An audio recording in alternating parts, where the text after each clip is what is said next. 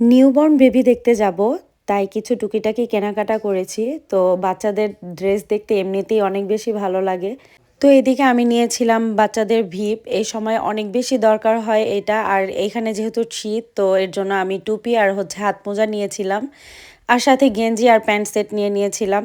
বাচ্চাদের এই ছোট্ট ছোট্ট কিউট কিউট জামা কাপড় আমার কাছে অনেক বেশি ভালো লাগে। আজকে কিন্তু একদম শর্ট একটা মিনি ভ্লগ আপনাদের সাথে শেয়ার করছি। তো সকালবেলা আরিশকে আমি স্কুলে দিয়েই বাসায় এসে নাস্তা করে জাস্ট আমারাকে রেডি করে তারপর আমি চলে যাচ্ছি আরিশের ফ্রেন্ডদের বাসায়, কিন্তু আরিশকে ছাড়া। কারণ বেশি বাচ্চা এখন নেওয়াটা একদমই ঠিক না, যেহেতু নিউবর্ন বেবি।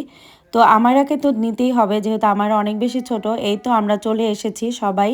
আর আজকে কিন্তু বাহিরের ওয়েদারটা অনেক বেশি সুন্দর ছিল। ঠান্ডা ছিল কিন্তু ভালো ছিল ওয়েদারটা, একটু রোদ উঠেছিল, আর রোদ উঠলেই ভালো লাগে। আর এই তো সেই কিউট কিউট মাশাল্লাহ বেবিটা, এত কিউট মাশাল্লাহ। ওর জন্য সবাই দোয়া করবেন। আমারাও কিন্তু কুলে নিয়েছে, আমারা ছোট্ট বেবি অনেক বেশি লাইক করে, আবার ভয়ও পায় কুলে নিতে। তো এই তো আমাদের বেবি দেখা শেষ, চলে যাচ্ছি